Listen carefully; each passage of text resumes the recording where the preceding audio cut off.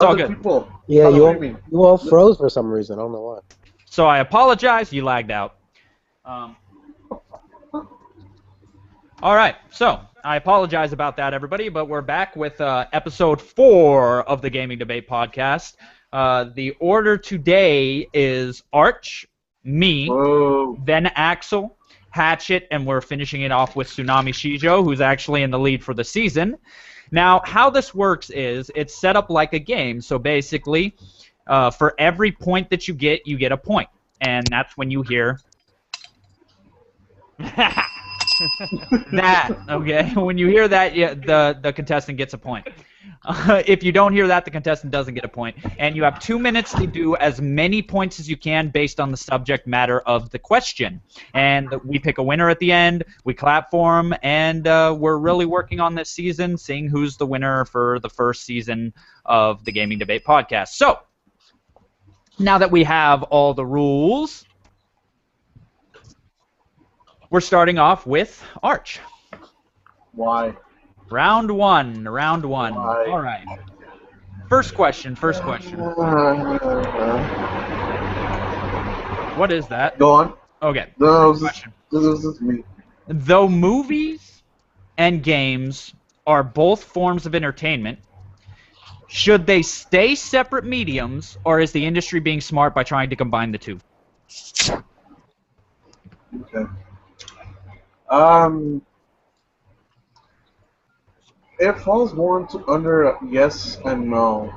Because let's look back at some of the movies that they've made about video games.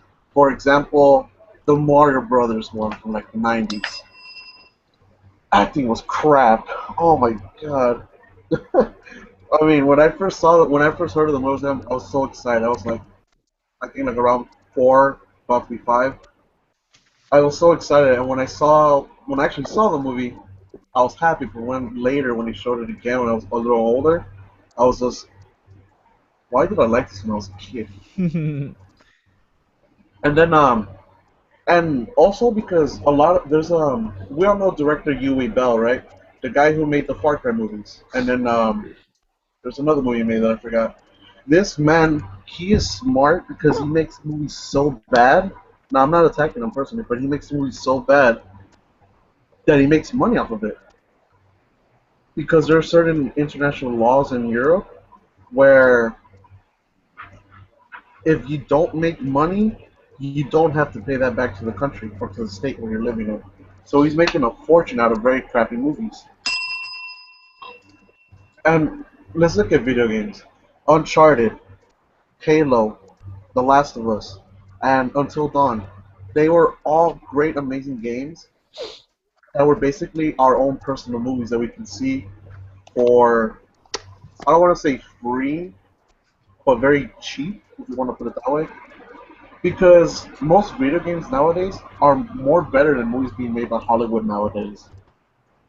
If Until Dawn became a movie, that would be a good hit. It would be an amazing box office hit. The same thing goes for Halo, and the same thing will go for Uncharted and The Last of Us.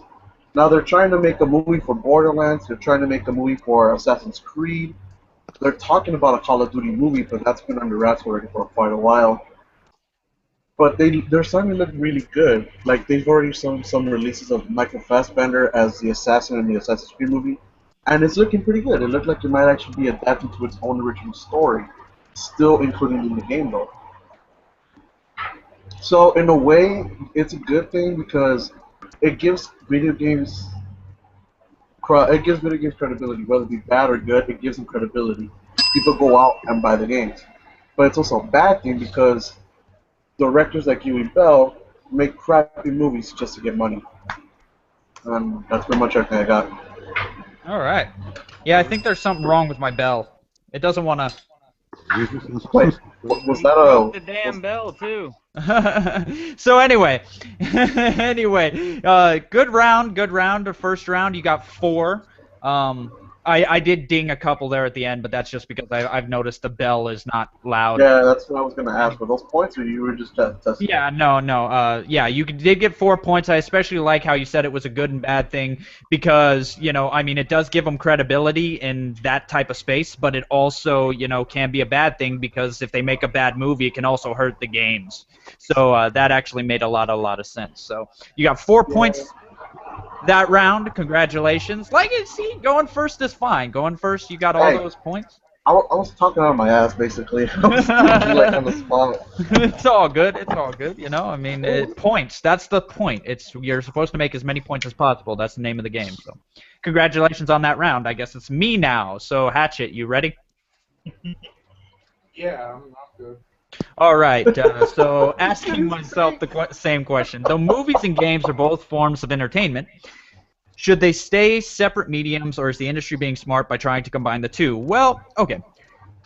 Like you said, I believe that trying to combine the two has a very negative effect, especially considering there are only certain things you can do in movies. Like if you look at CGI and the way it is now, it's just so bad, in a lot of those movies, and of course Michael Bay does decent CGI, but at the end of the day, you can tell that it's not real in that circumstance. So, the CGI just isn't to the level of what games can get away with. Like, you can't do a lot of the stunts that a lot of these playable characters go through in game after game after game. They do things that is impossible for the human body to do.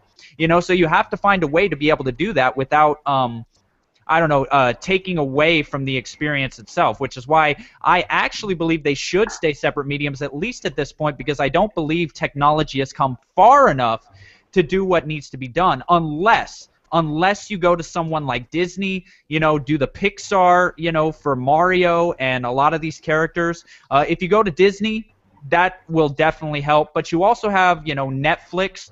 You might be able to get away with a series of Zelda, but at the same time, I don't think they would be like a Game of Thrones type of thing, episodic, but I don't think they would be they would do it justice, because there's so many different tales to be told about Zelda, and it's just hard to really keep the integrity of the series, and they definitely have to oversee the production of all these things. If Nintendo doesn't oversee the production, we will definitely get another Super Mario Bros. When you oversee that, that won't happen. And I think Nintendo definitely has to take care of their IPs in that sense.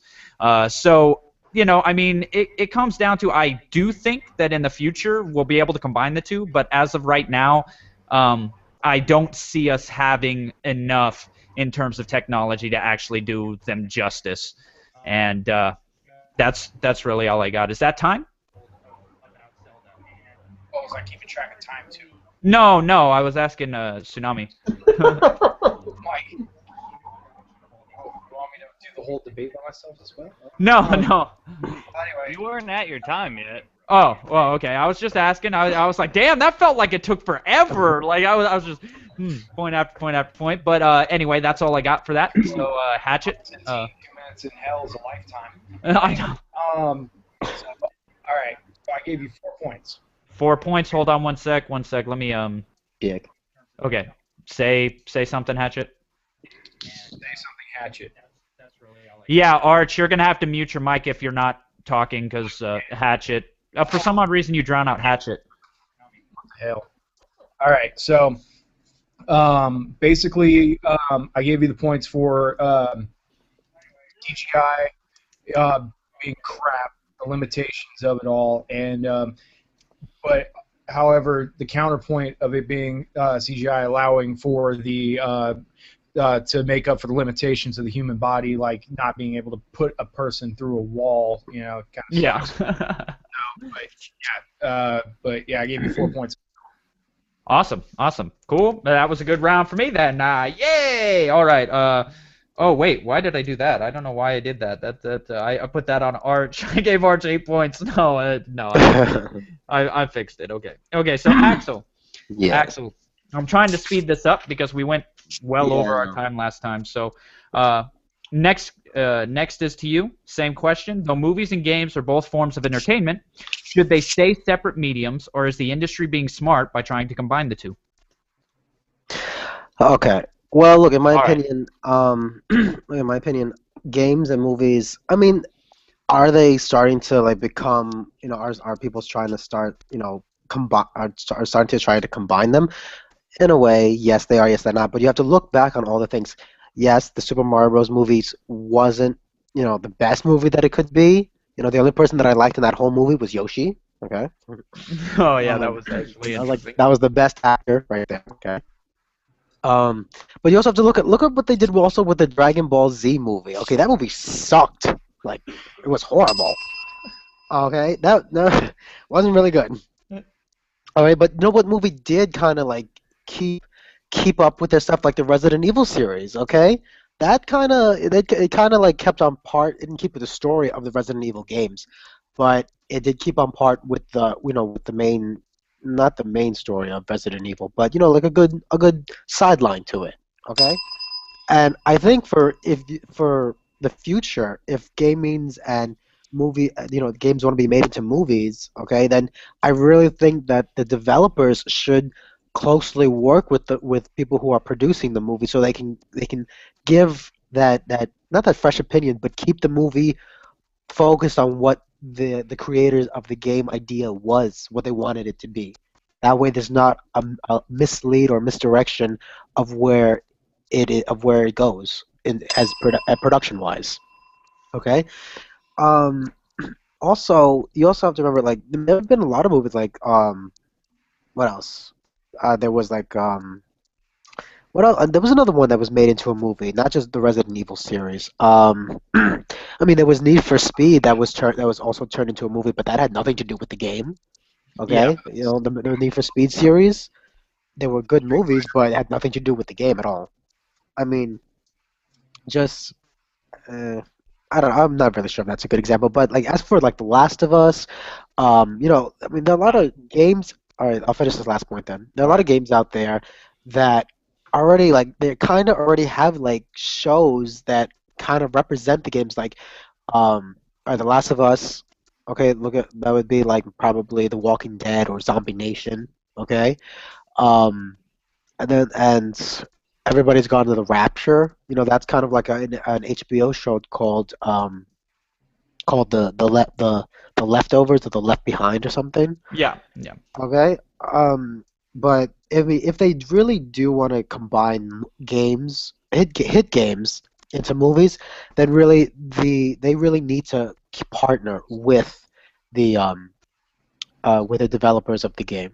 So Yeah. just to keep that the not the mainstream, just to keep that idea of what they created fresh and focused on what it is. Yeah, I would have given you a point for that, but since me and Arch kind of hit on that a little bit, it was kind of like, I mean, the developers working with and Nintendo working with. That's the joy of going first, So Arch Yeah. does have, that going for him.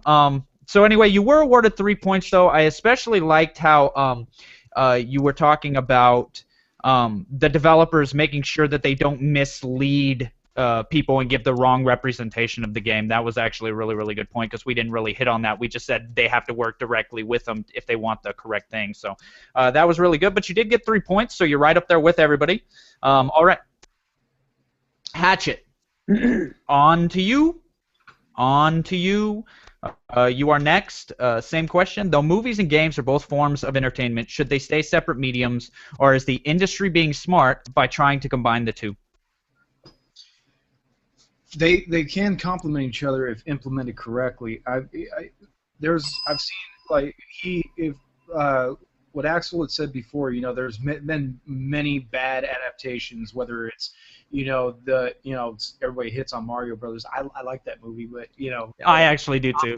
but like Street Fighter, the original Street Fighter movie with Raul Julia and Jean-Claude Van Damme is one of my favorites to make fun of. Some of the Mortal Kombat sequels have freaking driven me batshit. But there's a time and a place, and I do feel that if they work hand in hand with the game companies, there could be a success with these games. Also, if there was like contributions from gaming fans, that would be another way to make sure that there's no like screw ups with these adaptations. But at they can complement each other if done right. If whether it's doing a movie adaptation of a game or doing a game adaptation of a movie, or even like a prequel video game, like movie video game kind of situation. I botched that one, but I mean, I believe that there's they can take away from each other, whether it's storyline writing, whether it's art, like concepts for backgrounds, for maps, for characters and stuff like that. Like because there's not much difference between writing a video game and writing a movie. It's just you get away with a lot more in video games. So if you were to a lot of script writing from that point, you can come up with some amazing concepts, and you had said before, using companies such as Pixar and Disney, stuff like that. I believe that's a good idea. Whether it is making a video game or making a movie, because you got your access to a lot more technology than you would have had to begin with in either project. Time. That was really a good round, actually. You ended up getting 4. I really liked where you talked about in reverse, though. I liked how you talked about how movies can be turned into games, because we were talking about games being turned into movies and everything else like that, which we also will get on later on in the podcast, because that has to deal with company directly. But I really liked how you switched it and said, well, movies can even be, we've got Mad Max, so, I mean, that was a really, really good point. The video game, dude. I mean, come on. Yeah. I'd love to see it. Yeah, so all right, man. Great points. 4 points were awarded. So damn, Hatchet, you're bringing it on pretty strong. All right, Tsunami, for whatever's left in points that you can get, go ahead and attack it for what you can get out of it. Oh, you had the same question. Same question. Though movies and games are both forms of entertainment, should they stay separate mediums, or is the industry being smart by trying to combine the two?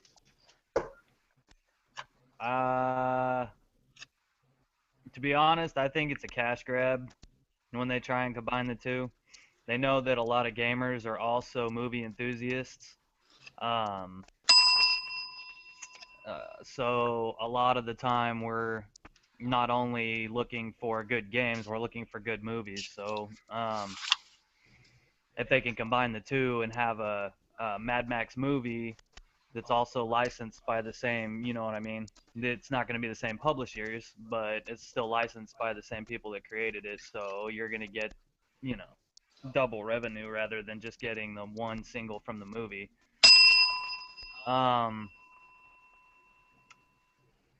Besides the cash grab part, there is possibility for it to be good. You guys listed off a whole bunch of movies that were created that were bad or they were good. I mean, there was Mortal Kombat 2. I don't know if that one got brought up. But there was just a ton of them. But whether bad or good or not, these movies have all been seen. So you guys have to take that into account too, and Hollywood knows that. Even if it's a bad movie, it's still got, like, Double Dragon got a gazillion sales, but it was the poorest movie ever. Double Dragon was horrible. So, but I like that movie. Sales, and they know I liked it too, but you cannot deny that it was a poor movie. Yeah, I can agree. The movie sucked. So, the thing I think would really complement movies and games would be if they did a movie and then a sequel game to it, or a prequel game to it, rather than doing what they've been doing. And that's really all I got to say, because they can push the envelope a lot farther in a video game than they can in the movie. I like how you brought up the. You ended up getting 4 points that round. Yeah, you ended up getting 4 points that round. I like how you brought up the fact that they should probably, it would probably be better if they started doing sequels or a continuation of said story, or a story that we haven't seen yet. And I think that's where a lot of the issues happen is, when they try to mix the two, is the fact that they don't. each one has already been done. Like, you played Last of Us, seeing a movie of it, you're just basically watching the same thing, unfold, except in movie format rather than game format. So I just think, the sequel, kind of like, I think of The Thing, when you said that. I was like, The Thing, that was a sequel to a 1950s movie. Like, he didn't take it directly from, John Carpenter's The Thing was a sequel to the original. So, if they did more of that, I could see that too. So, great points. You got 4 points that round. Anyway, great round, everybody. Great round. We're gonna move it along. All right. So, Arch. Yeah. Actually, everyone did good. Arch. Next question. We're all competing this time. It was recently rumored that a PlayStation 4 Slim release will be announced at Paris Game Week on October 27th. Now, would that be a good thing or a bad thing for Sony to release the Slim so early in this generation? I think it kind of would fall into the category of both, because if they release the Slim, like, remember when they released the PS3 Slim, there was a huge price drop on it. People were able to afford the PlayStation 3 more easier now. So that gave a bigger fan base to Sony, increased fan base. So if they do that with the PS4, it'll probably be the 1 terabyte Slim's hard drive system that we've all been wanting, and it's gonna probably go down from being $400 to being like $350 or something like that, unless they sell it in a bundle, which they most likely will do. But then it's also a bad thing because it's still too early. The PS4, is barely 2 years old. It still has plenty of time, and the current system that we have right now is already slim enough as it is. Compare that to the slimmest PS3 that they've released. That one's actually skinnier. It's more reliable as well. And we got it on day one launch. That thing has been, my PS4 has been reliable to me so well. I have not had any problems with it. And yeah, there's the memory shortage, but you know what? They made it easy so we can upgrade the hard drive when we want to. So, it would also be a good thing too, because not only since it will probably be a price drop, it'll also give them a bigger increase in revenue sales. As of right now, Sony has like over 25 million sales, or 22 if I'm not mistaken. Yeah. Yeah, around 25, there, right? 25.3 was the last, yeah. 25 million. If they release a Slim version, that'll increase it to probably going past 35 million or even 45 million sales in total of the revenue. Because it's a big price drop, it's the hottest system out there in the market, and it's also the one that all the pros are going to, which is what a lot of people tend to lean towards. They lean towards the system that the pro gamers, that the YouTubers, and that the big leagues talk about. And right now that's the PS4. But it's also a bad thing too, because they're basically saying there's basically a big old FU to the ones who bought it day one. Because like, oh hey you guys, here's a 500 gigabyte PS4. Oh, never mind, we're releasing a 1 terabyte PS4, which is slimmer. So wow, yeah, dang, Arch. You took a lot of my points that round. I was like, oh man, I can't go there. I like how you said it was it was both good and bad, and you hit on both areas. Where you have, it's good because of certain reasons, but I like the bad reasons you brought up was the fact that that's kind of an FU. Everybody spent their money on these other PlayStations, and it's not even a year old. It's not even. So, and now they're coming out with a 1 terabyte, Slim. That would be kind of, so that was a really, really good point. I don't know what the hell I'm going to talk about now, but okay, I'll try to hit it from different angles. How many points did I get? You got 5. You got 5. Whoa, yes, wow. yes, you're definitely doing. Wow. Asshat. Well, I wouldn't say ass. I mean, I'm not asking McGee, but okay. Hey, it's Arch's turn to clean up, guys. That's why we rotate everybody, so they can get all the points before everybody else. All right, so it's on to me. Same question to me. It was recently rumored that PlayStation 4 Slim will be announced at Paris Game Week on October 27th. Would it be a good thing or a bad thing for Sony to release the Slim so early in the generation? And I'm going to go with good and bad, too. I do believe that it will be bad, specifically for the reason of it really doesn't add it really doesn't add any revenue to PlayStation, in my opinion, because here's the thing. They're already coming out with bundles like the Star Wars bundle. They're already coming out with like the Metal Gear Solid limited edition, which is all going to be boost to sales. So to release it now with all that other stuff they're releasing for the holiday season, it seems to me like it kind of wouldn't help them all that much. I mean, they might get some extra sales because it's slim, but I really don't see it happening. And secondly, I mean, how much slimmer can you get? You know, how much slimmer can you get with the PlayStation? I mean, it's already pretty sleek. It's already pretty slim and trim. And we have seen pictures of it. So they're planning on putting the, you know, making it kind of like a stand-up thing, like the old PlayStation was. But even if they did that, it doesn't really make sense to go any slimmer than it is because it's already pretty small. They would get a price drop though. You know, I mean, but I think it would be the old one that gets a price drop, and they'd keep the bundles and the slim at $400. I don't think they'd actually price drop the slim. I think the slim would actually be more expensive, while the older one, the 500 gigabyte, would actually be down, which would actually help the revenue on the 500 gig because, you know, I mean, it's going to be cheaper. You can get the 1 terabyte, which is going to be more expensive, which actually makes sense for a price drop. Let's see, how else would it be good? It would be good because, like Arch said, the 1 terabyte hard drive is a bonus. You know, I mean, I'm already running out of space on my 500 gigabyte, you know, PlayStation 4. So to have a slim that actually has 1 terabyte would actually help out a whole lot in terms of being able to have a much bigger library and not having to delete a game to play another game or delete this game to play another game. But yeah, I really, to be honest, I don't see it helping all that much. All right, what's the damage? I gave you 3. 3. That's your comments about the size, about, you know, how much more can they actually reduce the bloody thing, and the price drop being for the older model PS4. You know. Because basically, you know, Archie had already covered most of everything else he said.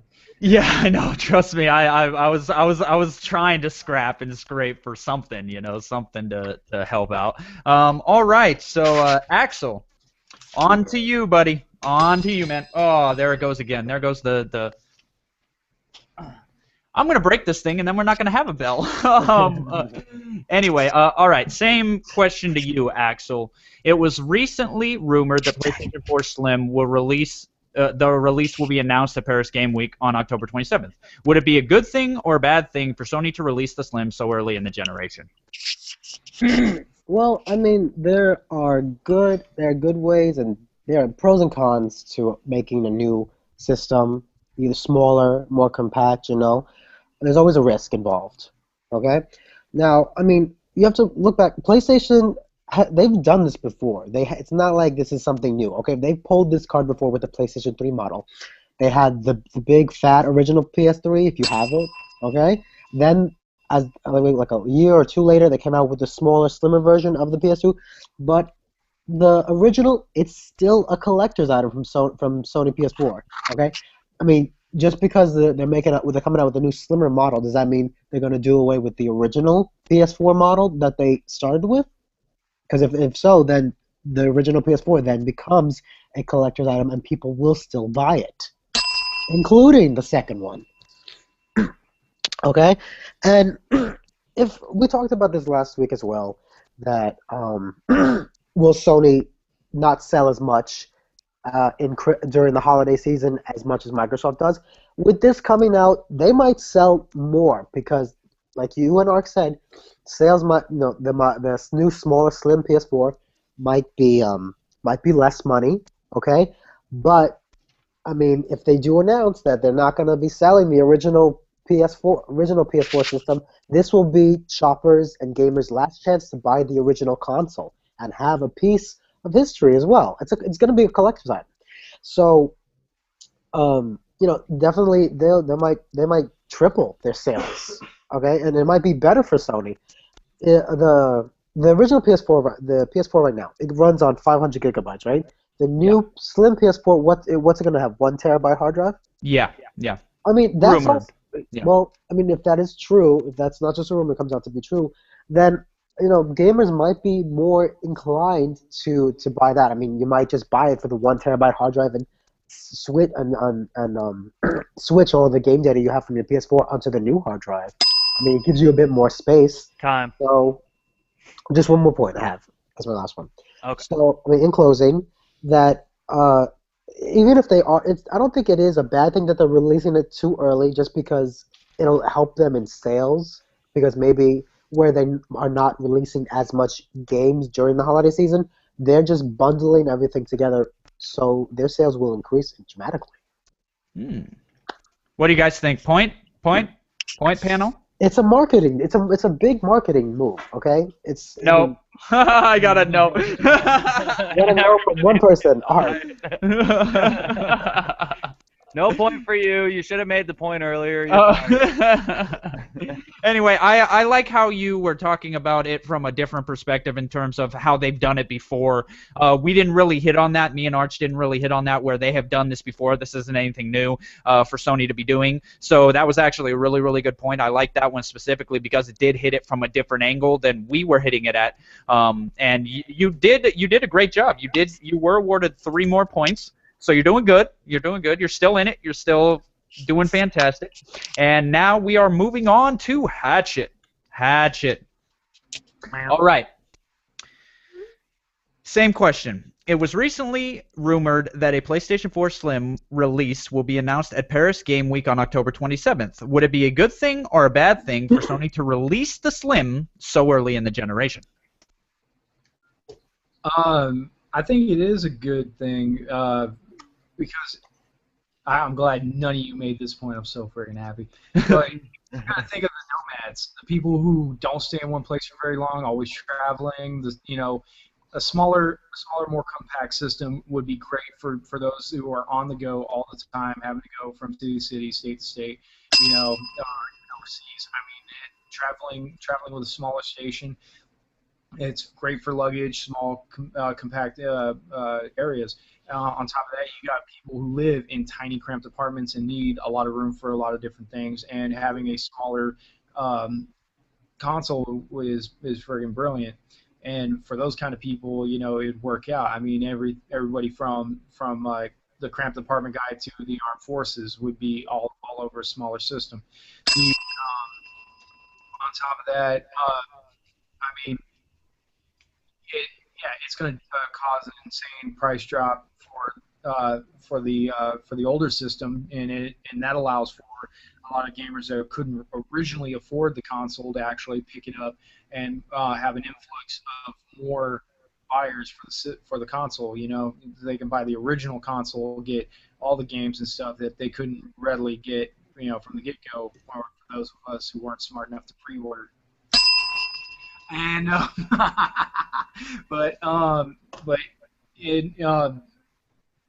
but with the change in size, there's also innovations, and it comes up. They'll come up with a lot more design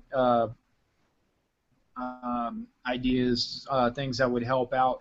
I mean, there could be more to the slimmer console than we even know. I mean, it's all speculation at this point. It's always with new things like this, it's always down to speculation. So, Time. You never know what innovation. Actually, you got that ding right on that time. You ended up getting 4 points that round. Yeah, you ended up doing really, really good that round. I especially like how you were talking about the people who needed the smaller system. They can go out and get the smaller system now that it's being readily available for smaller spaces, and it's more compact to actually take where you want. So those were some great points. See him smuggled into a prison near you. All right, Tsunami. I don't know how you got 4 points that last round. That's but hey, I mean, you're hitting things from all different angles. I'm surprised you're keeping up. You're the first one to do it. All right, so same question to you. It was recently rumored that a PlayStation 4 Slim release will be announced at Paris Game Week on October 27th. Would it be a good thing or a bad thing for Sony to release the Slim so early in the generation? Well, as far as that goes, I would have to say that it's time's gonna tell on that. And the reason why time is gonna tell is they may be doing it too early, or they may not be. Um, if they are doing it too early, then it's the PS4 sales are gonna skyrocket for a while, and then they're just gonna drop off and die. The whole thing I think they're trying to do with business is keep the momentum that they already have by getting a terabyte system out. Um, Xbox, they're matching Xbox, um, so they're keeping the momentum going, so they don't lose any of the traction that they've already gained over the last couple years. Um, in all honesty, though, I wouldn't want to see a Slim. I think the bundle ideas are great. I think the custom system idea is absolutely fantastic. Who does not love a custom car? Why not do the same thing with systems? You're actually going to make more money bundling up custom systems with video games than you are going to just putting out a Slim. When I was working for the game store, we sold out completely of the Sunset Overdrive Xbox One. We sold out completely of the white PlayStation 4, the Destiny bundle. I mean, you couldn't even pre-order it. It was toast. So that being said, I think they're going the wrong route with just doing a Slim. They should focus more on customs, custom systems, and custom advances, because people really, really like those. Like, hey, man, I'm one of the few that has the Destiny, the white PlayStation 4. You know what I mean? Mm-hmm. That's something that you can take home, and that's it. That's all I really got on that. Oh, I was so hoping you would make the point I was thinking of, but basically, I was thinking you were gonna piggyback off a Skeeth and go, and at that point they become collectibles because only a few amount of people actually own them. So I was like, oh well, man, it is true though. A lot. Yeah. Well, that's what I didn't get the words out right, but that is what I said towards the end. Yeah, but a roundabout way. So anyway, you did get 3 points that round. You did get 3 points that round. You did well. I especially like where you were talking about they want to keep the momentum going. And if it's too early, they're definitely going to lose that momentum rather than wait another year and keep the momentum going. So that was a really, really good point. All right, round 3. On to round 3. Everyone's doing good. Everyone's doing good. I actually want to see a custom paint job on a PS4 or an Xbox, like pinstripes and flames and shit. Yeah. Well, they got a dragon one. They got a Darth Vader one. Remember you guys remember the old PlayStation 2 skins? Yeah. That they used to make? Those things were awesome. There you go. Bring it back. Alrighty, guys. Alrighty. Moving on to the next round. Okay, this round is actually a subscriber question that we got last week and didn't get to on last podcast. So a subscriber actually posed this. Thank you, Darth, for posing this question. Arch, to you. Do you think gaming would be different today if it wasn't as mainstream as it is?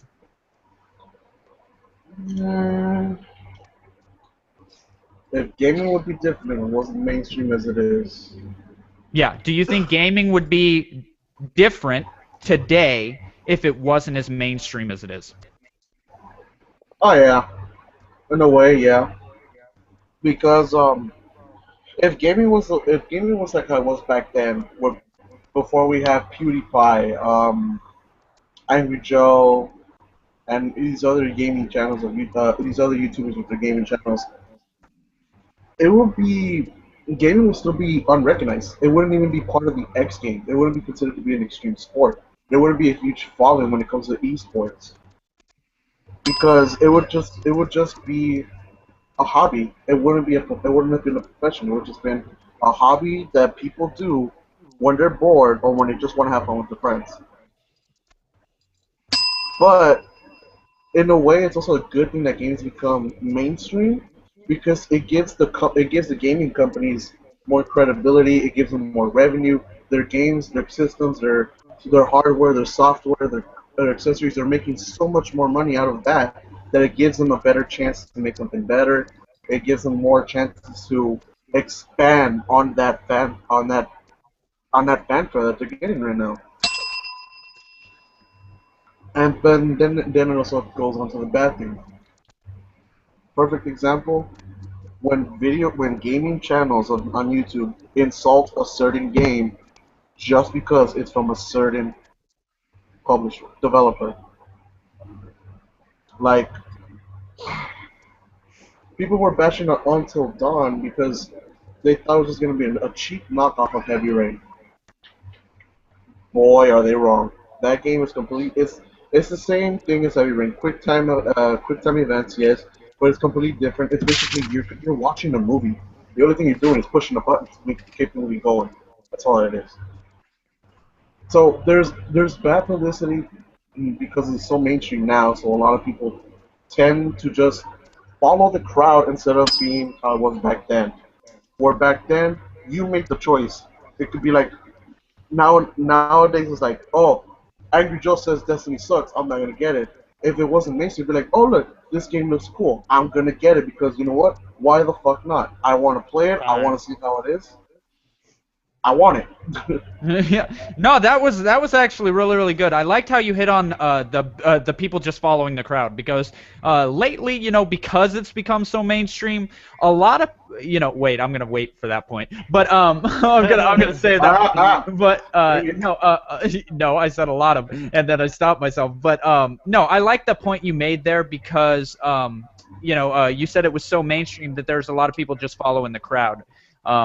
Where I thought that was a great point because there's definitely a lot of people following the crowd, and it's really affecting the way people game. All right, but you were awarded 4 points. That was a good round for you. You've been doing great, dude. Yeah, I mean, come on. You're having the best night of us all at this point. I guess it's on to me. This apple is fucking badass. All right, on to me. Do you think gaming would be different today if it wasn't as mainstream as it is? Yeah, for a couple reasons actually. I think piggybacking off the people just following the crowd, you're getting a lot of new gamers because it's so mainstream. So you're getting a mass amount of gamers actually coming in that weren't actually gamers before. Some of these new gamers, they made fun of gamers.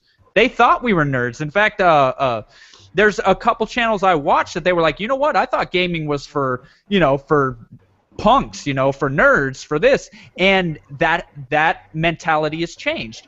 You're also seeing a lot more girl gamers today because it's so mainstream. So that's another good thing. You're seeing a lot of girl gamers. You're seeing a lot of new gamers. You're seeing gaming blow up in ways we never would have thought possible.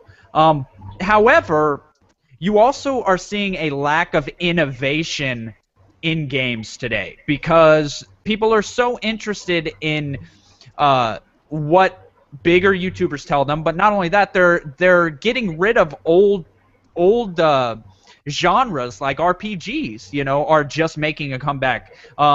Old school, strategy games, all these games that people kind of frown upon because they're newer to the scene and they don't realize how much these games actually mean to people. So they see it in a light that's different from the way we see it. You know what I'm saying? Now that it's so mainstream. So I think we would get a whole lot different games, and I think there would be a whole lot more acceptance of different types of experiences. Because back in the day, we used to accept games for what they were, no matter what it was, and you had all these developers that were creating all these different ideas, that now we've hit a plateau, because it's so mainstream. We only want shooters, or we only want this, or we only want certain types of games, whereas before, every game was available to you don't get to finish your thoughts. I have to do it. I've muted my mic the past 2 times. I have to do this once. It's all good. I understand. All right, Hatchet, what's the damage? Gave it 3. With the influx of new gamers, the variety, whether it's female gamers, new gamers, like the people that probably wouldn't have been caught dead playing a video game until they saw a buddy do it. Closet gamers, as I like to call them. And the impact on gaming titles is what I called it. The fact that people are, because they see, X named YouTuber person bashing on a title, they won't play it, or or seeing a older title and it's going, I don't get it, Yeah. I actually had another point, but I'll wait till the end just in case someone else has it. All right, so on to the next guy, Axel. Yes. You don't sound very happy, Axel. Because everyone's hitting all the points before he does. All right, Axel. Same question to you. Do you think gaming would be different if it wasn't as mainstream as it is? Okay. Of course, gaming would be different today if it wasn't as mainstream.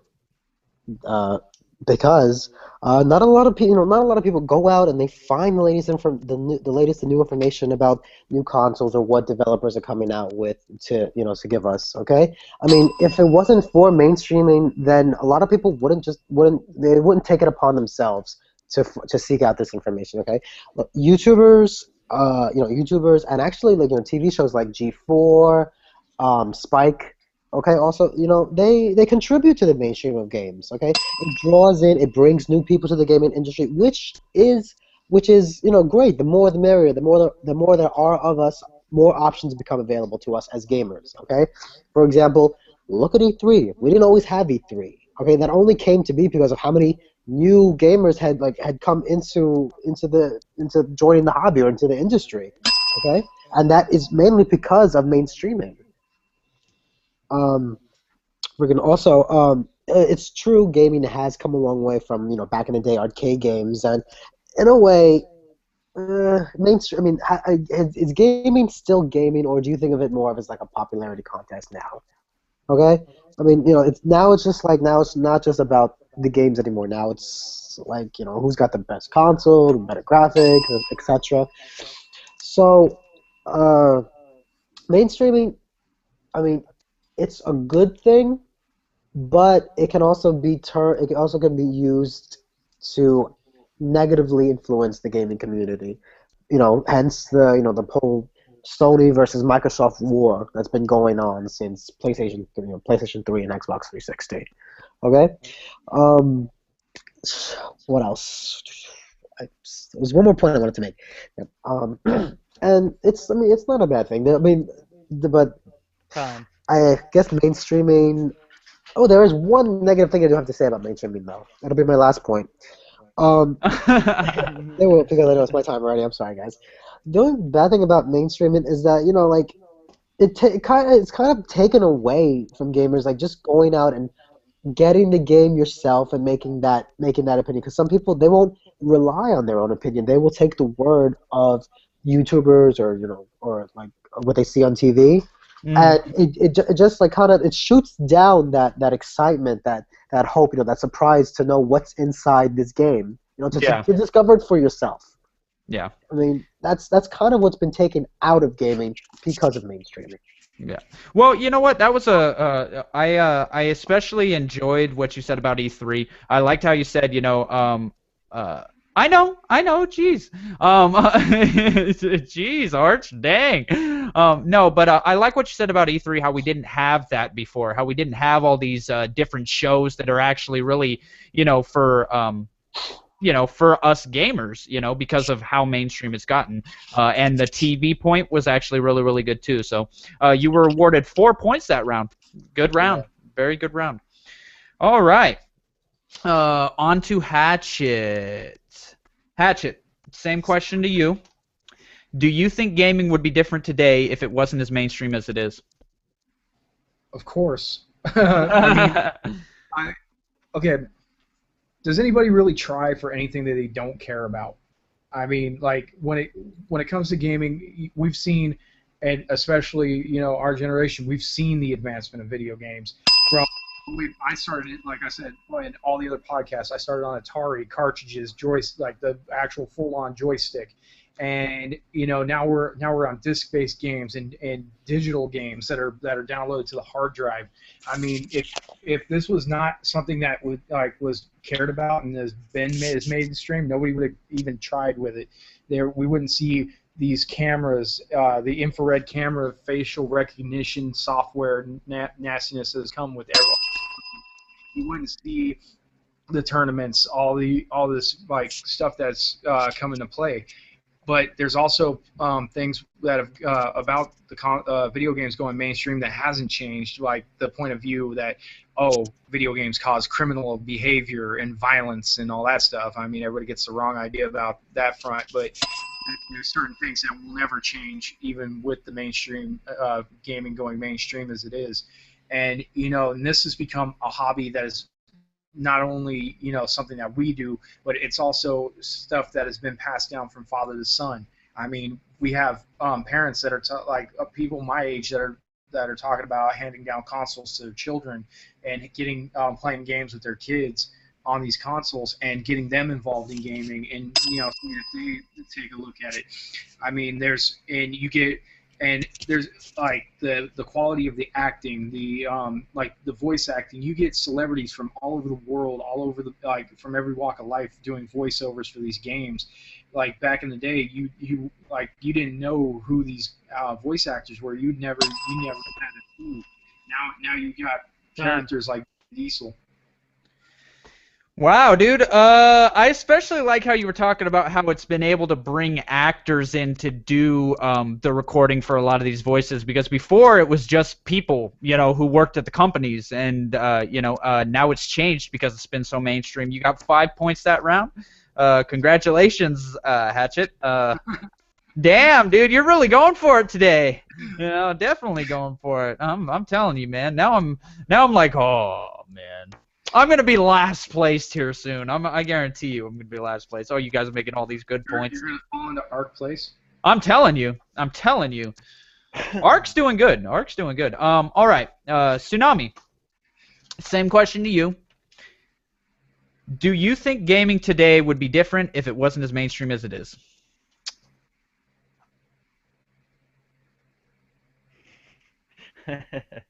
Of course. Okay. Well, we're all in agreement on that. I wanted to pretend I was frozen for a minute. We are all in agreement on that. And the reason why is that there was good points made with Hatchet with the technical side, and with Skeeth with the groups, and with Arch and you. The other biggest part is the graphics. There has been so much time put into working engines for the video games between the developers, the new developers, the people flowing into the industry. They didn't even have a school before that you could go to and learn how to develop video games. That's all brand new. People don't even realize that. That started like 5 years ago. So because it's so mainstream now, there's educational programs out there. There's software building programs out there that you can go through and learn how to do it, which is bringing even more people in. It's also bringing in new ideas and new points of view. We saw that with Until Dawn just recently. Until Dawn was something completely different from a lot of the different games that we've seen, because the director and all of the people that were involved in it had that idea, and it was because they came out of nowhere. But they wouldn't even have tried to do this. They probably would have done it as a regular movie if gaming hadn't have been so mainstream. On the other part of that, I would have to say that, like Hatchet said, the technology side is just getting out there. I can't even believe how far gaming's come, to be honest. Yeah. That's really all I got to say on the topic. All right. Well, you ended up getting 3 points on that, and I especially like where you brought up the school. I like how it's even bleeding into educational programs that they didn't have previously. That now you have software engineers for that particular software, so we've been able to see that come.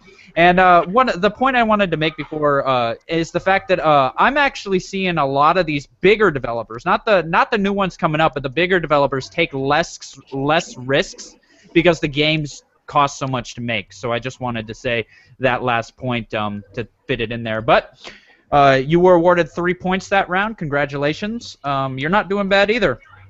I'm doing terrible. But anyway. Consistency, that's all it's about. Oh, I gotcha. Consistent. Yes. Oh my yes. god, you fucking Deathclaws die! Oh no, I'm sorry, I just gotta check my Deathclaws on my Fallout game. All right. What the fuck? So anyway, question 4, Arch. Yeah. Yeah. Question 4, is Square Enix on its way to having a resurgence this generation, or will they continue to struggle like they did last generation?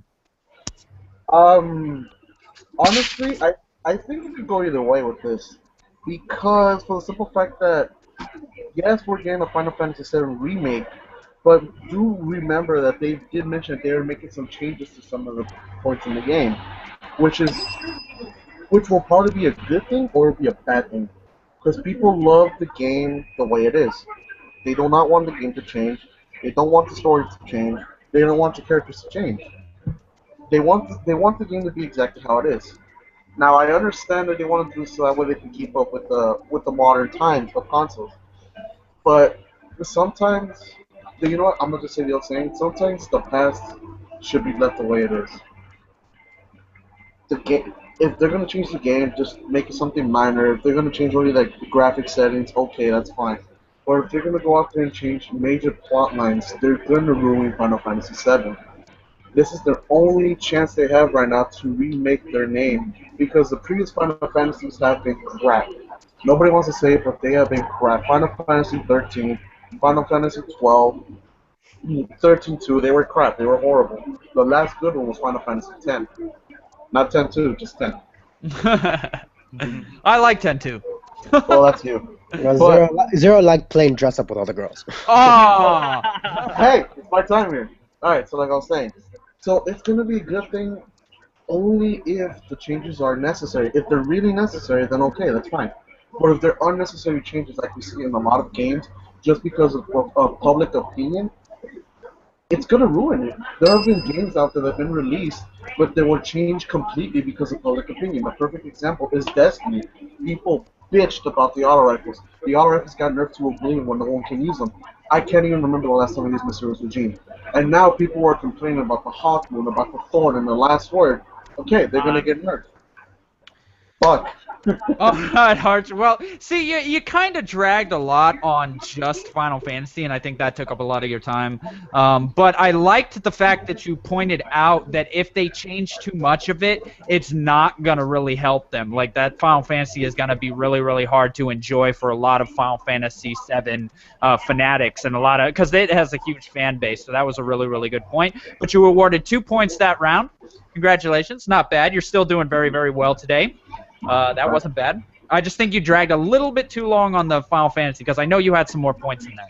So yeah, well then you guys started coming in and started talking. You want that? You want that 15 seconds back? We can give you that 15 seconds back.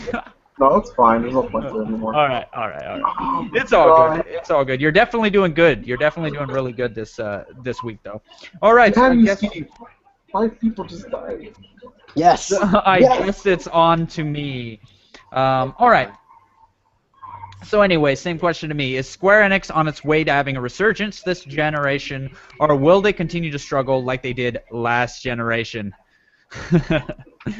To be honest, I think they're in the midst of a resurgence. Okay. First off, I would like to say that they are separate from Sony now.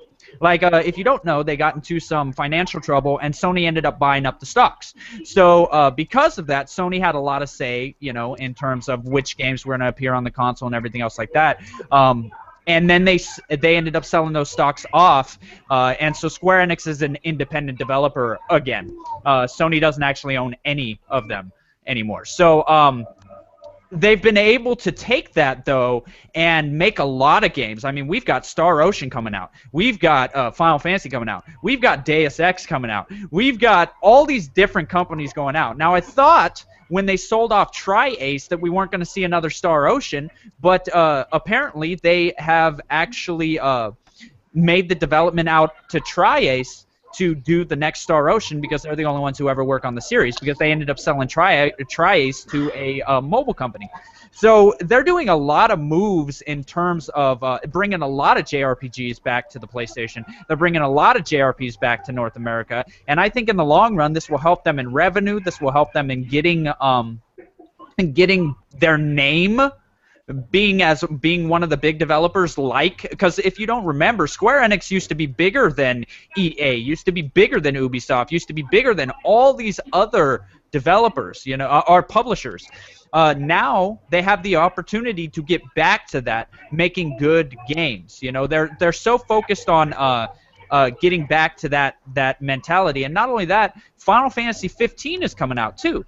So not only do you Final Fantasy VII Remake, but you've also got Final Fantasy 15, which is going to be a make or break in terms of whether they keep the series going. They've had a lot of extra cash. They are doing a lot of extra moves that we didn't see on the PS3 generation in terms of them not putting games on it. Time. Jeez. Calm down. I was only did it. All right. What's the damage, Hatchet? What's the damage? Yeah, I gave you 4 on this one. With the separation from Sony, the resurgence of JRPG titles, the name recognition, with the fact that it was used to be one of the top game developers, and of course, with I don't even know why I gave you the point, but it was the fact that they're coming out with another fucking Final Fantasy game. So not only they're working on 1, but they're working on 2. Yeah. Final Fantasy titles. I was a big fan back in the day. I used to play all the turn-based ones, but now that they're becoming, you can't tell the boys from the girls, and it's all weird and shit. Alrighty. We got to move on really quickly though. On to Axel. You'll have your time, Hatchet, to do your say. All right, Axel. Same question. Is Square Enix on its way to having a resurgence this generation, or will they continue to struggle like they did last generation? Well, most of you guys already covered this, okay? But people will be paying more close attention to any news that Square Enix releases. One, because it's no longer part of Sony. I knew that. Damn it, you had to make that point. Because they're no longer a part of Sony. Okay, and not only that, it's because of the Final Fantasy VII remake trailer that they showed at E3. Okay, with this new remake, could they be coming now? Is this remake their big comeback? What I'm trying to say. With the trailer after they showed the Final Fantasy trailer at E3, did anybody really care what they showed after? What else they were bringing out? Nobody cared. They left. They're like, this is it. This is what we came for. This is the years. This is the reason we came here all these years, and now we never have to come back. Okay. And last generation, they came out with Final Fantasy 12, Final Fantasy 13, and the different parts of 13. And the Final Fantasy Online, the Realm Reborn. Yeah. The big games those were the big games they were known for last gen. Not really big games, but the really big games they were known for last gen was the Kingdom Hearts series. Okay, that's what kind of just kept Square Enix, crawling along the road there. Okay, because the stories that came out with 12 and 13, they were horrible. They weren't that bad. They weren't the best. Okay, we've had better.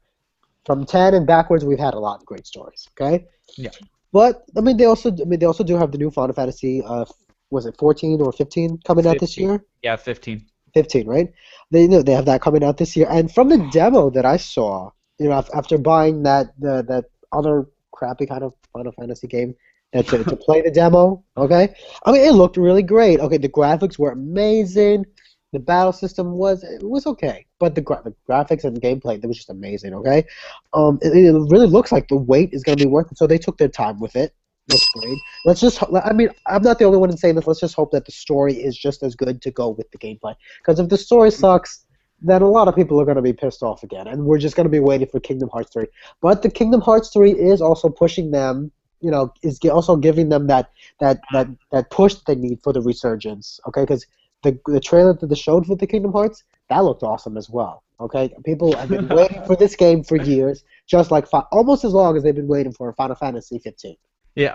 Well, I especially like how you talked about how they took their time on Final Fantasy this time, whereas in before, they were making 13 and then 13.2 and then 13.3, and it really seemed like they were trying to push them out, and they were just using the same assets to try to. They were stalling. Yeah. So, yeah, that was a really, really good point. You were awarded 3 points that round. Congratulations, Axel.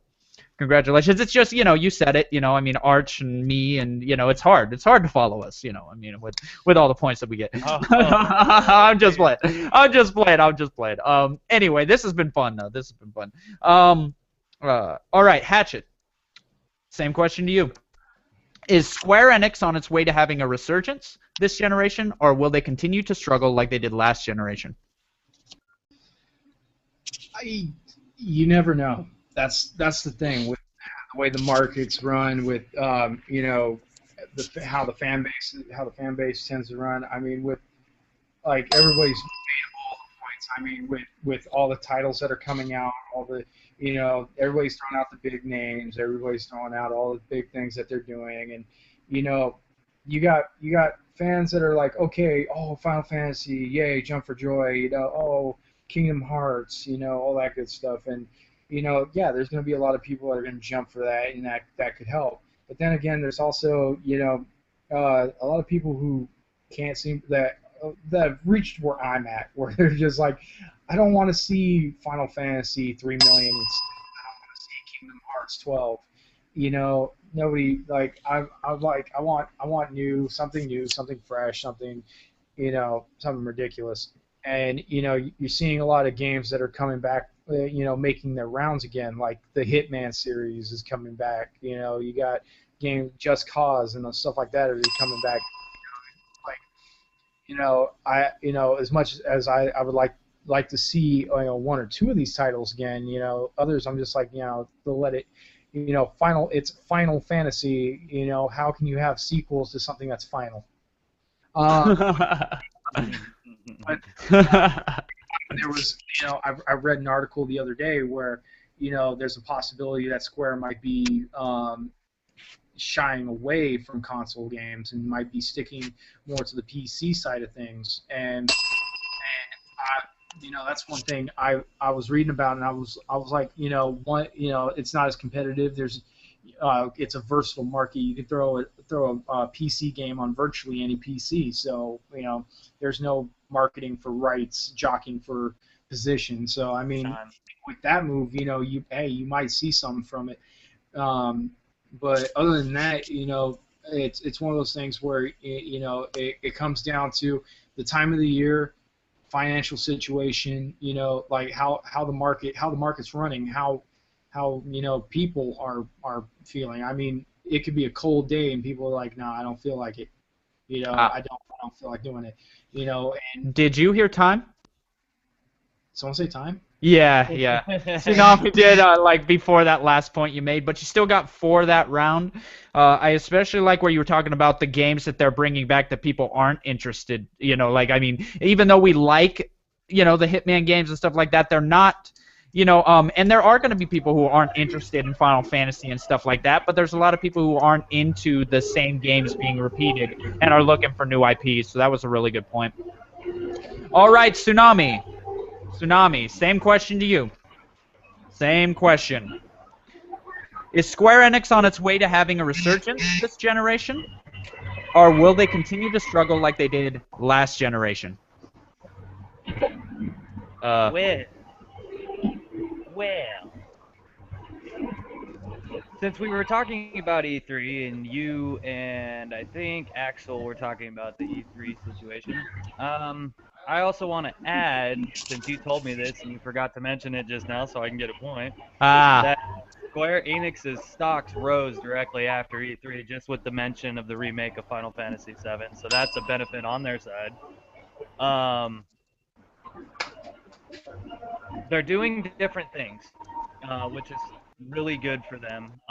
They haven't done different things. They've stuck to RPGs and RPGs and RPGs for a long time.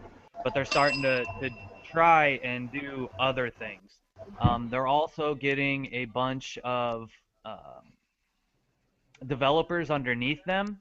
They're starting to do what EA and everyone else did, and they're getting other developers underneath them and giving them cash flow so that they can build games and make games published by Square Enix but made by a different developer now. Which is, like I said, the same thing EA and all of those other big names have done, which Square Enix wasn't doing originally. Everything was pretty much made in-house unless they just couldn't handle it and they had to sub it out. Um, so I think it's really good, the new stance that they're taking. As far as them succeeding with it, it depends on how hard they push. I mean, for EA and them to get to where they're at, they all had to push. People don't realize it, but really hard. A lot of their original games sucked. EA didn't hit stride until they started making Madden, really. And that was an in-house game. So Square started with Final Fantasy, but like Hatchet said, they may have to find another big name. Now that's my time, but I'm going to finish this thought. They may have to find another big name to really jump back to where they were at. Time, Tsunami. I Well, can finish the thought, yeah, you he big can. head. He can. I liked how you were talking about how it's really gonna depend because EA, I mean they aren't hitting their stride like they used to, and it's gonna be interesting to see if they can hit it again and how hard they push. That was a really good point. You were awarded 5 points that round. Congratulations, you had another great round. Wait, hold on. I don't even know how many points I got that round. 2. Forgot to ask. Oh, 2. God. Yeah. It's cool. You got 2 more rounds. You got 2 more rounds. Focused in on Final Fantasy. Yeah, you just sat on Final Fantasy, man. Yeah, but then, You know. well, yeah, then people came in with Final Fantasy X to and dress up and stuff. Yeah, but still. The Final Fantasy like a third nut. So anyway, this has been a great round. Last question from our panel, and then we'll go to the subs. All right. So number 5, Arch. If Nintendo were to allow movies of some of their biggest characters, which characters do you think would work, and why?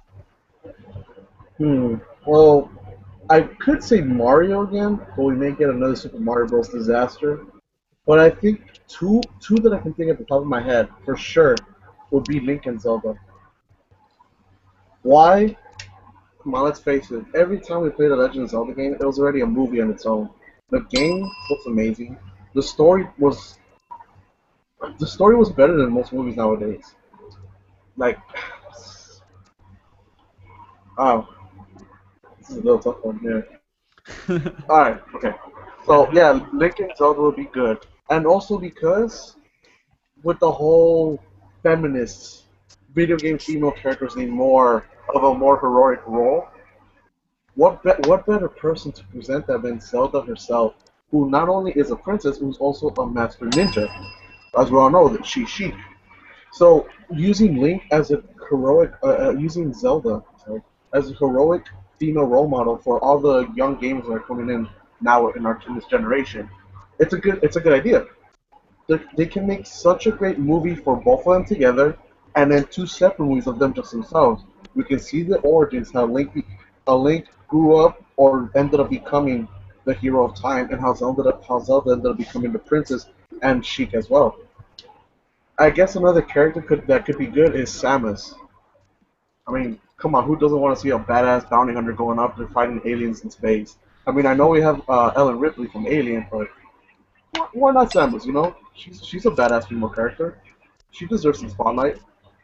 Donkey Kong would be good too, because yeah, that'd be good. Mario and Donkey Kong. We get the rivalry. We can go into the origins on why they started hating each other in the first place, which led to the creation of Donkey Kong. And then when Mario was still known as just Jumpman. And then now there are these big mascots for Nintendo that are out there just kicking ass for the company. Time. I was already done anyways. It was a good round. You got 3 points that round. I especially like where you brought up the feminist movement, and what better way to show that than Zelda, and allowing Zelda to, be, the one of the main, heroines on the big screen. Would make a lot of sense. So anyway, you were awarded 3 rounds. Great. That was fantastic. No, what's it? Now I don't know what I'm gonna do, because you kind of hit on all the characters I were gonna hit on, but since it's and why, I might be able to spin this. So okay, if Nintendo were to allow movies of some of their biggest characters, which characters do you think could work and why? Okay, well, Pokemon already works. We know that because Pokemon is Pokemon. You already have a successful animated movie. I think you could get away with doing CGI of Pokemon in, actual movie setting. Because in a setting like that where it's all fantasy, you're not really stuck to reality and what we think should be on screen or what we think shouldn't be on screen. So you have a lot of leeway to do what you want to do with Pokemon. So since Pokemon's already a successful franchise, I'd say, hey, that'd be great. Or for a series, as long as they work with like Netflix or someone who's good at it. They also have to work with someone who's good at doing that, like Sony or WB or, like I said, Disney earlier, or Netflix, or any one of those. They have to be able to work with them. But I think Pokemon definitely. I think Metroid is definitely one that people can enjoy in terms of not only feminist, but no one even knew that it was Seamus at first. No one even knew that it was a female. That's So, true, you could really do a backstory, especially for people who didn't grow up with it like us. It brings the newer people in, the newer kids, to have a famous show, because now everybody likes watching those, reality shows. So that would be great. I believe Zelda would work as a series. I don't think it would work as a movie because it just has so many parts and it's so in-depth. So as long as they do a series with that, it would be good, but I don't think it would be great as a movie. I already said Mario, I think, would be great as a Pixar movie because, Pixar does a great job. And Pixar actually, in Wreck-It Ralph, they put some Nintendo IPs in there already. And you're seeing, you saw Donkey Kong in Pixels. So, obviously, you saw Pac-Man, you saw a lot of these different characters. So, yeah. Anyway, that's my time, guys. Yeah, that's what I think. All right, what's the damage? My pen died, and so... So I got 0? No, I was up to 3, and I'm trying to... Hold on. I think the 4th point you were trying to give him was when you mentioned that it would bring the new generation of gamers up to speed. Yeah, that's where I was at. I was trying to collect my thoughts on that. So okay, no. So Pokemon live action, yeah, I thought that was a brilliant one. The Metroid doing an origin story of Samus Aran for Metroid, I thought that was pretty cool. The point about breaking certain games into series, like a trilogy type situation, was another good one. And the fact that the emergence already of some of these other mainstream characters already in other movies. So would that be 4? Yes. All right. Yeah, I did it. I finished strong. No, I haven't finished yet. I still got another round. But all right. So no, this has been great. All right, round 5, Axel. Axel, are you ready? Yeah. Tell me the question. All right, the same question to you. If Nintendo were to allow movies of some of their biggest characters, which characters do you think could work and why? Well, it would vary, okay? It would depend on a lot, not just making of the movie, okay, and picking the character, but you need to have the right cast and the right person that fits the part. Not anybody can just play as Mario, Link, Hitman, or Samus, or, etc. Right? Secondly, what characters would you like? And would you like, and how would the storyline work? Because back in the day, like a Mario story or Samus in the day, female gamers have come a long have come a long way from the damsel in distress role. Okay, the damsel in distress role, it isn't the same as it was back then. Peach no longer is like the helpless woman being kidnapped by a turtle every other week. Okay, she'll fight back, and the same goes for Zelda. I mean, she never not that she got kidnapped, but she was a fighter in Ocarina of Time. You know, her alter ego Sheik. Okay. Yeah. Thirdly, what kind of movies are we talking about? Are we talking about like anime, like the Final Fantasy VII anime, or are we talking about like the real life movies like Halo Until Dawn that's on Netflix, which was a great movie? Okay. Are we talking about real life people? Because the difference between the two, is for anime is who forever would be the voice of these characters that they bring to life, and for movies, who will forever be known as the face of this character. All right. Um, my last point to make here, one of my last points, second to last point, is look at Halo Until Dawn. It was a great movie they had a great cast. I loved it. They did a real life movie and it was really on point. Sure, some things could have been fixed, but it was excellent overall. Okay, it gave a great, just great story to it. Okay. Mm-hmm. I mean, also look at the Final Fantasy VII movie. It was great. It was a great anime. It had great graphics, and the voice actors they just fit what we imagined them to be. They all sounded like how the characters, when they brought the characters to life in the movie. Okay, I mean, no, it's just if you're gonna allow some of the biggest characters to be made into like real life or movies, it comes down to you have to sell it to the gamers. You have to make it believable for them. I'll give it that. Yeah. What? Well, That's the because he time. was in the middle. Yeah, he was in the middle of it though. Like, I mean, he was in the middle of. You see I how know it is. Bro likes I know to. it is. Yeah, he likes to make his own rules. What? What? Come on, This is man. He not was like, I mean, he was democracy. at the very end of his point. Like, I mean, I was just No, waiting he for him to make wasn't. it. No, he freaking was. He was in the I mean, beginning of come that on. point. No, he said my last 2 points, and then he was at the final point before he said time. So. Okay, whatever. All right, go on. Hey. I said go on. I said go All on. right. So anyway, Hatchet. On to you. Wait, so how many points to get? I have 4 or Oh, 5? you got 4 points. Yes, I especially liked where you talked about what type of movie will it be, and the fact that the cast has to be is really important to actually making it work. That was a really, really good point. Hatchet. Sir. Sir. Same question to you. If Nintendo were to allow movies of some of their biggest characters, which characters do you think could work and why?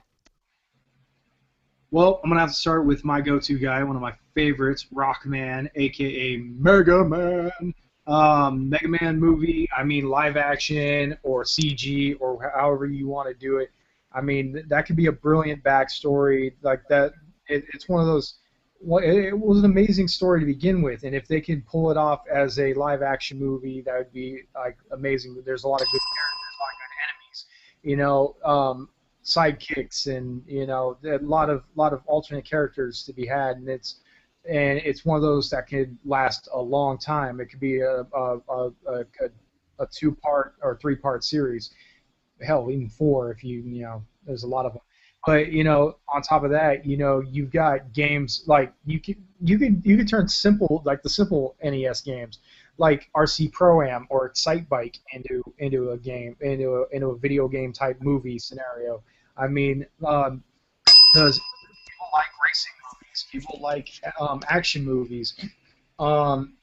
Kid Icarus. I mean, Kid Icarus was an interesting story based off Greek mythology, and that had a lot of comedy to it and a lot of randomness to it. Trying to think of some other good ones off the top of my head here. I mean, even go taking it back to the original Metal Gear, which was on Game Boy and on NES. Those stories were really cool. Had a lot of interesting points in those. And Snake is already an established character, no matter where you look. So I mean, check out. Thinking. So many good Time.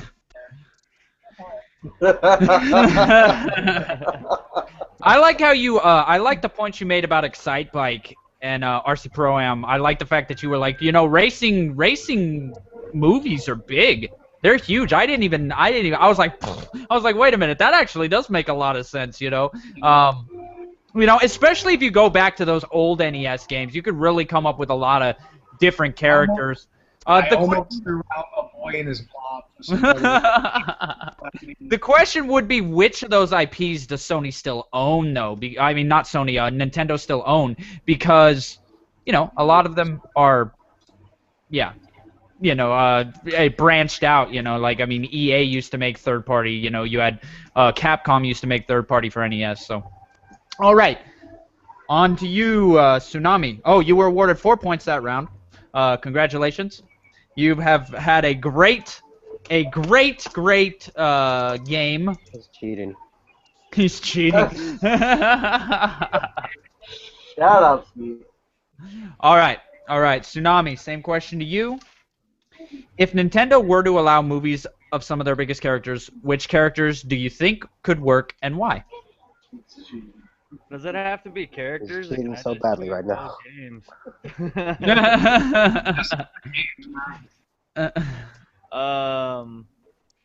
Shoot.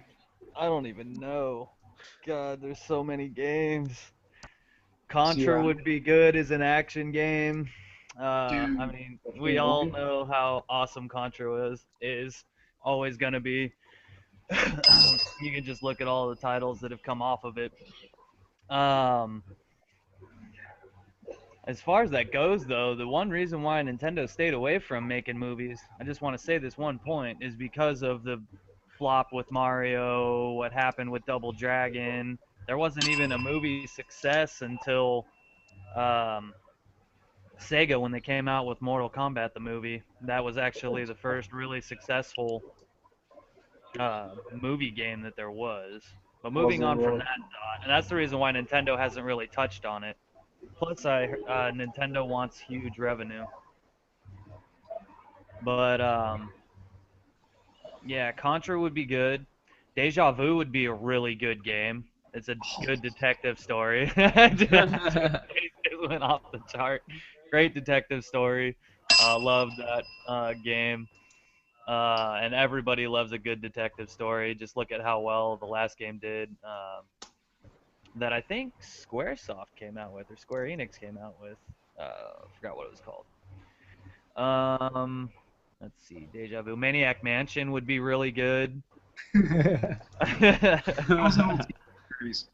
Battletoads. Oh my gosh. Are we going to have a Battletoad movie? How about that? See, but technically Microsoft owns that IP now, so, I mean... Now? That's so not fair. But it should count, alright? It still counts. Okay, I'll give it. Fine. Yeah, Microsoft. Douche. And that's my time. That's really all I can think about. Alright. You know, we need a Kirby movie. Where's our Kirby movie? Yeah, Kirby. Kirby would be awesome, too. Like, he's another one that would work really good with Pixar movies, I think. Wait. What about Star Fox? Star Fox, yes. Star Fox, too. That that might have to be an anime, I think. Star Fox? No. It would be a good CGI movie. Yeah, Pixar could do it, or... You know, I mean, if you really want to... We also have DreamWorks up there making animated movies. Yeah, I mean, it'd be hard to pick to see which ones would be live action, which ones would not be. I mean, they don't really keep characters that can really do a lot of live action, so... You know, I mean, it's... You know, I mean... Bionic Commando. Oh, that's a good one. There you go. Yeah. Oh, definitely. F-Zero. Nobody touched on the point that, you know, Hitman came out. We did that last time. A couple of points ago. Yeah. Lar. All right, well, you were awarded 4 points. I gave it to you for the one that, you know, Battletoads isn't owned by Nintendo. Battletoads started on Nintendo. It may not be, but it started on Nintendo, and it would be a great movie.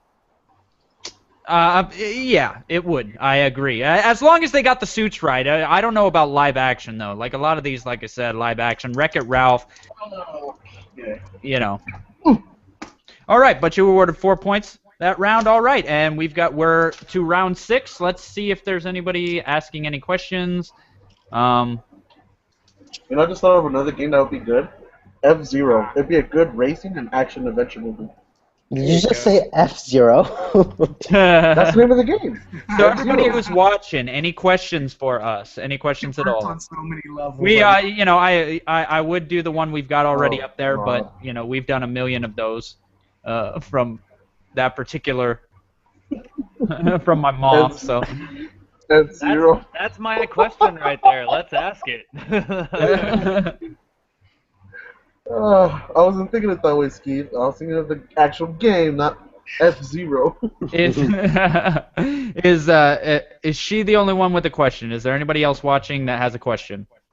That's the only one I saw when I checked it. All right. Well, I will refresh this and see. If not, then yeah. Game over. I win. Well, no, then we'll last this because it's the only question up. Yeah. We'll give it about 5 minutes. So, so what you guys playing? Well, I started replaying Ground Zeroes again in celebration of Metal Gear Solid 5 Defense and Pain. Nice, nice. Yeah, I'm working on Xenoverse right now. I'm trying to get that platinum. Oh yeah, no, Hatchet told me you made a boyfriend on the game. Hey, playing The Witcher 3. that's a good game. Yeah, I'm pulling my hair Until out. dawn. See how that's working.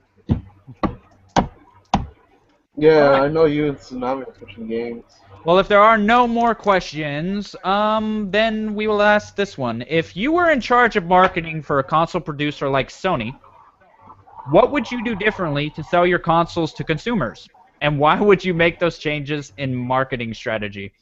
See, now this is getting in the realm of, I don't know, kind of. Man, the only one that knows stuff about this Tsunami key is the business guy. I don't know shit of this. How about just a random question, Zero? Yeah. Just we'll a come back- random question. Yeah, just a Coin random flip question. It's Coin a good flip question. It's a good question, but we'll come back to it next time. Like, let's say next week or 2 weeks, to give us a little more time to get more information on that. Uh-huh. Yeah, because we got to look at it from not as a gamer, we have to look at it as a business person. And I'm pretty sure none of us are that good at business except Tsunami. Well, no, I mean, I I'm was not a good, manager. yes. I was a manager. I know a little bit, but I really, you know, I mean, that'd be a rough. That's Exactly. really- I know you guys have some experiences in business. Like, I know Hatchet was a cook, and now he's working for something with RVs. Skeef's a gay bartender. You were a former manager. Tsunami You're also missing the fact that I was a general contractor. I was a manager. Okay. He was a manager for a general contracting company too. He was Yes, only for two. part-time for a time. For two of them. Okay, well that. But pretty much the only one that does have the most business experience is Tsunami. Okay. Well, it's either that question or some random question, but I really. Let's see. What's going on in the news recently? You want to talk about Anything? politics? Dude, let's Donald Trump, 2016. Oh no, we're not doing politics on a gaming show. No, we're not doing it. We're not doing politics. Okay, wait. Didn't you want to ask like a Destiny question about the Taken King? Oh yeah, that'd be good. I'm pretty sure Let we'll down have to do that. expectations. Is it gonna live up to the hype? Okay, yeah, I guess we could do that. Yeah, sure. Okay, so all right, Arch, to you. Do you think it's going to live up to the hype, and why? Destiny Taken King. Yes and no. Why? Because you know, it's the same thing with a lot of people nowadays. There's a lot of people going on social media attacking Bungie directly at their Twitter and their Instagram and their Facebook, saying that the year one players, the veteran players, like all 5 of us here, feel that we've been robbed because they're giving the game with bonus stuff to new players who've never played the game before. And I'm just and it's, you know what, it's, I don't feel robbed because they're giving it $60, the base game, the Taken King, and the 2 expansions to new players. It's not meant for us. It's meant for the new players who've never played the game, and who've only heard about it and have never even seen gameplay footage of it either. It's because they want to try it out and they want to see what was the big hype about it. But I think it will live up to the expectation because we're finally going to get that hand cannon nerf. A lot of people have wanted the Thorn to be gone because that thing was breaking the Crucible. We're finally going to be able to get to use our auto rifles, which I know you're happy about, Zero. You get to use your Suros again. You get to use your Shadow Price. You get to use your... Absolutely. Exactly. They're skill Yes. weapons. Exactly. They're skill weapons, exactly. They're balanced. And another thing is the story. Oh my god, the story of the Taken King. It's like a whole big game on its own. It's like, you know how they said they got a $500 million budget to make Destiny games? I feel like the Taken King, even though it is still part of Destiny number 1, the Taken King might actually just be considered already Destiny 2. This story should be considered the sequel. Because on its own, it's a pretty great story so far what we've seen. The gameplay mechanics they look the same, but it does change a lot. It does change a lot now. We're finding a new enemy, and also for the fact the exotic upgrades, the way that it is, your old exotics can be upgraded to year 2 exotics if you have that blueprint and if it's available. Like the Suros Regime, we're gonna get a black version of the Suros Regime. We're gonna get a black chrome version of the last horde. We might get a new Gallivore, which is actually stronger with the current one. For all we know, we might get a better Hawk Moon, which I know I'll be happy about. And not only that, you can upgrade your old exotics. And screw you, Tsunami. All right. Well, you got 3 that round, and I especially liked when you talked about how the exotics were set up, because that's a big change from what it was, where basically not every you didn't want to. Not every exotic does what they're supposed to be doing. Like I mean, some of them you keep, some of them you're just like, I have it, just to have it. So. Yeah, a perfect example is the Bones of Ale. Who wants to triple jump when you can just equip that? Oh, and the Radiant Dancer sheets too. I forgot about those things. So I guess it's me, huh? Yes. All right, on to me. Will Destiny, the Taken King, live up to the hype? I think it will, but I also think it won't. Okay, because Destiny had a whole lot of flack when it originally released, okay? So everyone's looking for a reason to hate it already. A lot of these people have kept it. They don't really play it all that much. There are many players who play a lot, but there's a lot of players who just, kind of wrote it off. A lot of people think it's a cash grab. So they're already looking at that as a negative, because of the price on it. The price is what, $40, I believe. So the price on it, a lot of people are like, well, geez, I already spent $60. I should have gotten the whole game, and that's the way people are looking at it. So they're already looking for problems with the Taken King. It's going to take a lot to wow with the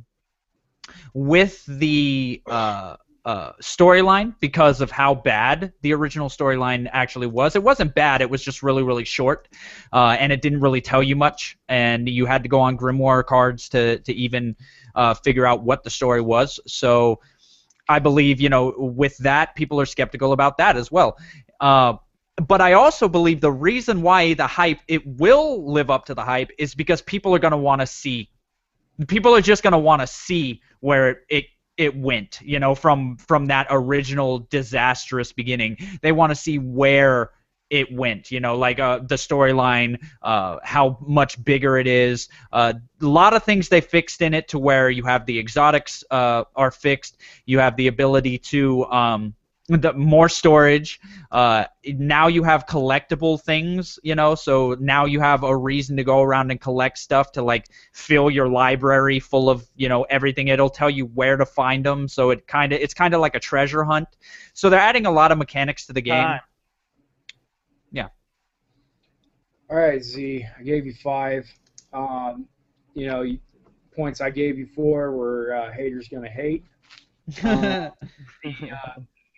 The price of the expansion, the new mechanics, and just seeing where the game goes. Yeah. All right. Well, yes, yes, the knockout punch. No, I'm just playing.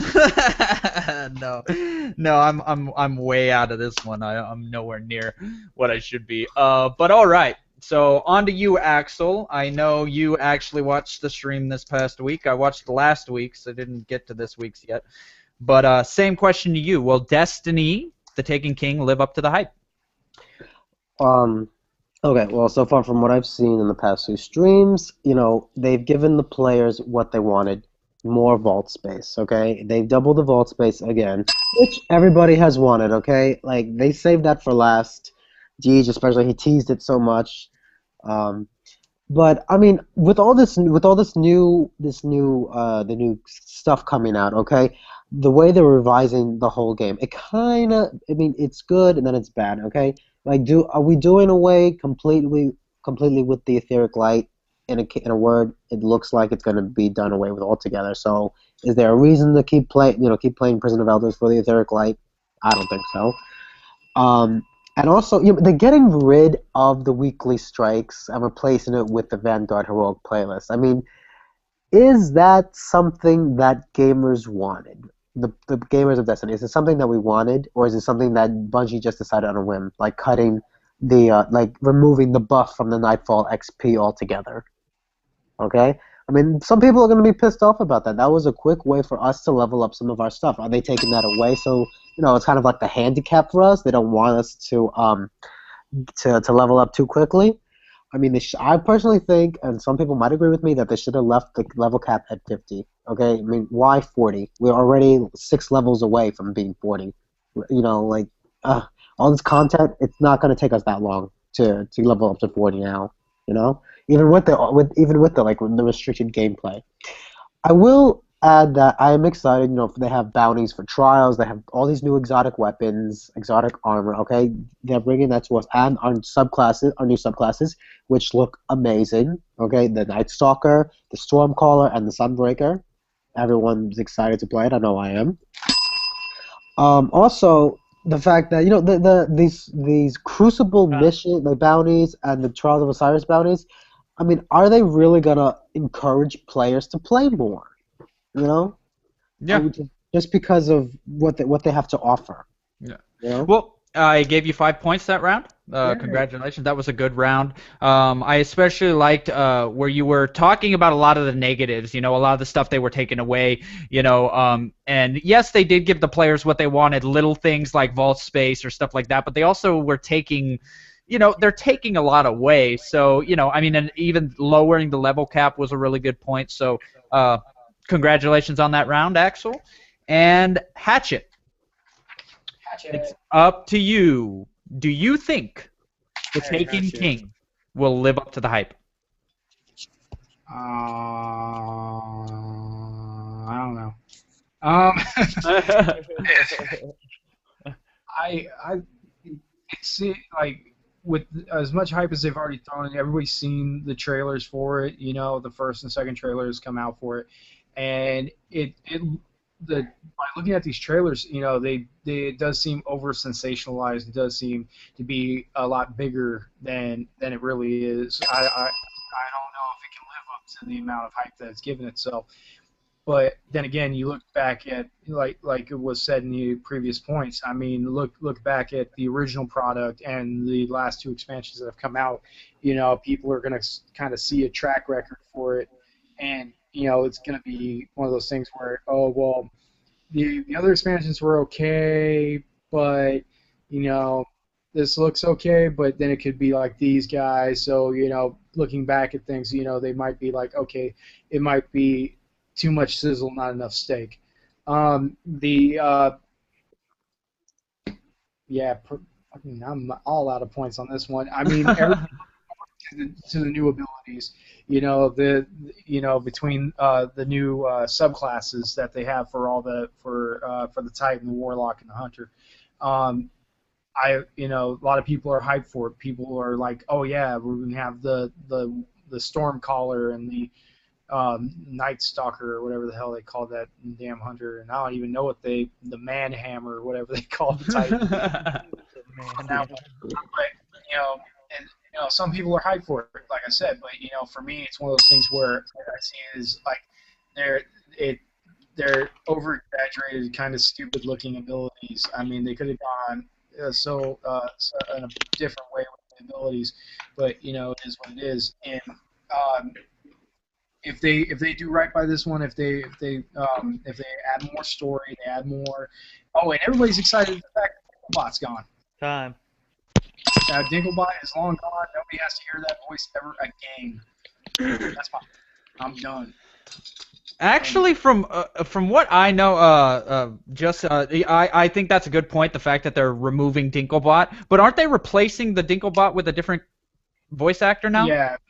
Yeah. So Dinkle, yeah. So it's not going to be Dinklebot. The bot's still going to be there, but it's going to be a different Peter character. Dinklage is out Yeah. the story, but it's going to be another voice actor, and Yeah. he's going to have more personality. But you got 3 points that round. Congratulations. You know, I mean, picking from what was left, anyway. I don't know if it's a good idea that they got rid of Dinklebot. I heard the voice character for the new one, and I'm not too crazy about it. Yeah. You know, I mean, it is what it is, though. It is what it is. All right. Tsunami. On to you for the last round. Do you think that The Taken King will live up to the hype? Aniki? Why or why not? No. No. No. Just no. Just no. Just no. And the biggest example for it would be when Destiny first released. It was hyped. It was all over the place. It was on every GameStop wall and Walmart's walls and everywhere.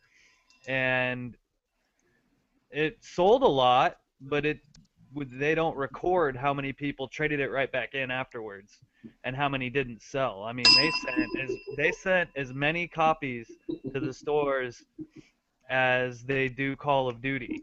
And I remember in my store, the drawer was full of Destiny games for half a year. So I really think that they are overhyping the game. I think they should have just released some footage, released some teasers, and let people make up their mind rather than push it on you. Because every time they've done that up to this point, they've blown it every single time. And people have just been angry and upset, and there's been backlash, and people were going on the site and telling them that they want refunds and all this other crazy stuff that you saw on the Destiny sites. But like I said, I don't think that they're going to be able to match the hype they're hyping it up to be. And that's it. All right. Well, you were awarded 3 points for that round. You did very, very well. I mean, there wasn't much left, but I especially like how it didn't record how many people turned it back in. I mean, it doesn't. I mean, it is what it is. So I like that point. So you got 3 points on that round. And let me add these up. Talk amongst yourselves for a minute. Steve sucks. Fuck you. Screw you. Chicken. I like chicken. I like liver. Meow, please the liver. Oh, man.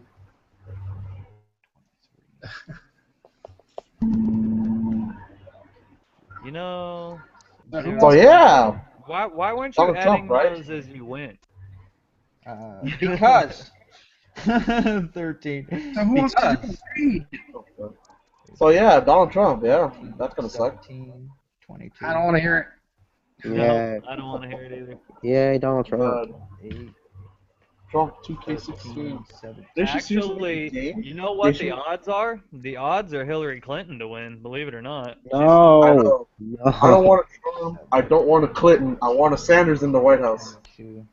No joke. We don't need another Democrat in the All right. In the lead. I have it.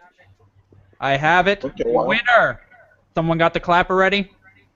See, Yeah. Tsunami. All right. The winner is Hatchet What? this What? week. Yes, the winner is Hatchet this week with 24. Second place was me with 23. Tsunami and Axel were tied for 22, and Arch started strong and then petered out there at the end. But he had 21. So I'm congratulations, tied with Cat in Hatchet. the Hat. Cheater! Are you serious? I'm tied with Cat in the Hat over here. Yes, you are tied with Cat in the Hat. Yes, you guys made the same amount of points. Him back.